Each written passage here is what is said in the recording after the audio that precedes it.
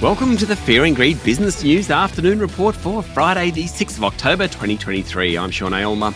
As always, we've got the 5 stories that happened today that you need to know about. Story number 1, the S&P ASX 200 closed up 0.4% today, edging back towards 7,000 points. Financial and mining stocks led the way, with Westpac up 2%.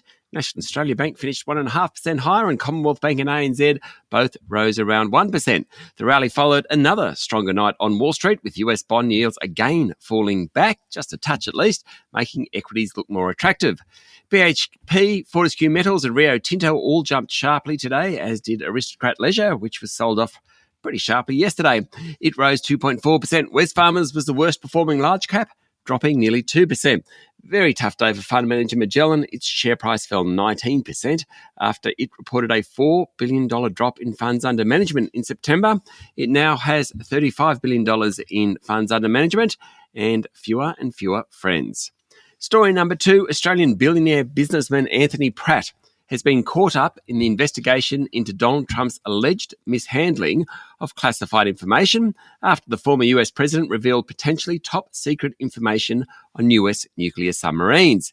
American news outlet ABC News overnight said that Pratt discussed with 45 people in emails and conversations what Trump had told him, including 3 former Australian prime ministers, 10 Australian officials, 6 journalists and 11 Pratt Industries employees. The ABC is reporting that investigators looking into claims Trump held on to classified information have interviewed Pratt twice. Now, Dick Pratt owns Visy Cardboard. He's one of the richest Australians. ABC also reported that during a discussion between Pratt and Trump at Mar-a-Lago in April 2021, Pratt raised the possibility of Australia buying US submarines.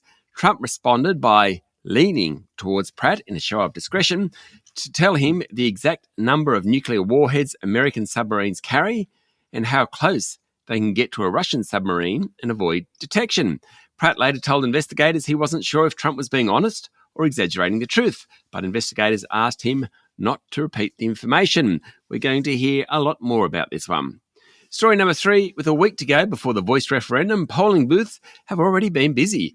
Figures this morning from the Australian Electoral Commission show that 1.3 million votes have been cast at early voting centres around the country. The AEC has received 1.8 million postal vote applications, and about 78,000 votes have been cast with mobile voting teams. That total includes about 18,000 votes cast in remote communities. Voting, of course, is compulsory. Postal vote applications close on October 11. Story number 4, the Matildas' record-breaking FIFA Women's World Cup campaign has contributed to a near $1 billion recovery in the brand value of Optus, almost erasing the disastrous falls after last year's cyber attack. Every year, Brand Finance Australia measures and ranks the top 100 brands in Australia by brand value. In 2023, Woolworths topped the list. Its brand was valued at $16.2 billion. Optus grew its brand value to $4.1 billion in August from just $3.3 billion in January and $3.9 billion in March. Go the Matildas. According to the Financial Review, this was in large part due to the Matildas. The latest $4.1 billion valuation is now higher than Optus's pre-cyber brand value of $4 billion. And story number 5, crypto exchange FTX co-founder took the stand at the Sam Bankman-Fried trial overnight and admitted he and his former MIT roommate committed multi-billion-dollar fraud by secretly shifting customer funds to a trading company, Alameda Research. The fraud ultimately led to the cryptocurrency exchange's collapse.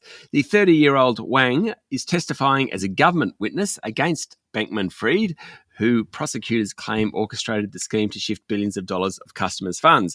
Wang, who was also FTX's chief technology officer, said Bankman-Fried directed him to alter the cryptocurrency's exchange's code so that Alameda was able to draw a $65 billion line of credit. Wang late last year pleaded guilty to fraud and agreed to cooperate with authorities. That's it for the afternoon report for Friday, the 6th of October, 2023. Don't forget to hit follow on the podcast and find Fear and Greed on LinkedIn, Instagram, X and Facebook. Join Michael Thompson and I tomorrow morning with the Weekend Fast 5 by Fear and Greed. I'm Sean Aylmer. Enjoy your evening.